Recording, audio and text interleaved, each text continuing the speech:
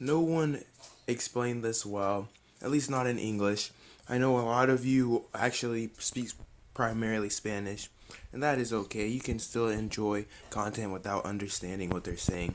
I'm not trying to say anything's wrong with BRs. I know that's what most NA4 people they express that they don't like, the Spanish, but hey, you can enjoy whatever content you want. I'm just trying to say that for the English speaking Rucoy content consumers, there's really no explanation out there that explains the Forge concepts well.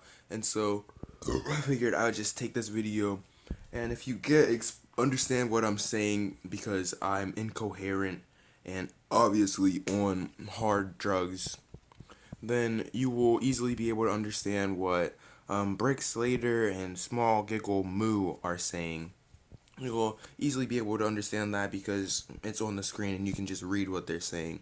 But basically, I'm going to give it a go and try to explain these new items in this new forge for all the people who, just like me, took a little break from Rucoy and came back. So first of all, the forge requires you to have these jewels because you can upgrade the rarity of an item. We all know that there's three different grades. You got common. Well, for most items, there's just three different grades. You got your common, which is plain. There's no color on the back of the item. Then you have a green one, which ups the stats a little bit. Then you have a blue one, which is rare. Now there are more rarities, but most people can't afford that. You need a boss jewel and you need some pretty expensive loot. Most of it's going to run you upwards of like try 50 to 60 kk just to make something superior or mythic. But at the end of the day, when you're that high level, a couple of stats will make the difference. So overall, I'm not here to determine whether it's worth forging or just buying it yourself.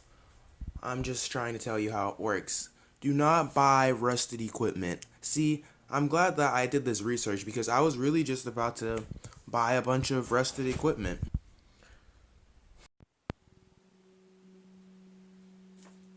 Why did you hack?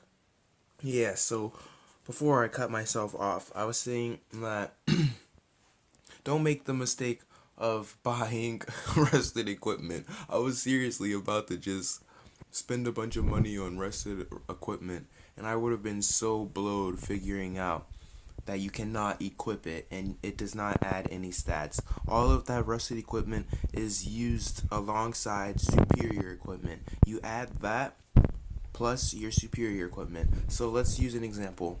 Superior melee necklace plus 10. You put one of those plus a boss jewel and like rusted equipment, and then you get a mythic superior necklace, and so now you get like, I think it's just plus 15 instead of plus 10. I really don't know, but it's something along those lines. Just for the people who didn't know and had absolutely no knowledge, I didn't do the best job of explaining it, but I'm trying. I'm new to it too. I just had to get this information out there because overall, I don't want anyone to buy it for a high price and then realize they made a mistake and now they're just going to have to resell it for a high price. You see, the problem is you have people who are buying the regular versions and they don't want a rusted one, so you'll just have to find a fool who made the same mistake as you and take advantage of the fact that they don't know and then get one up on them, or you'll have to sell it for an extremely discounted price because you're just trying to get it off your hands. Most merchants in Rucoy have a no take seas back seas. There's no such thing as a receipt in Rucoy, so I'm trying to save you guys some gold. Heed my warnings and do not make this mistake.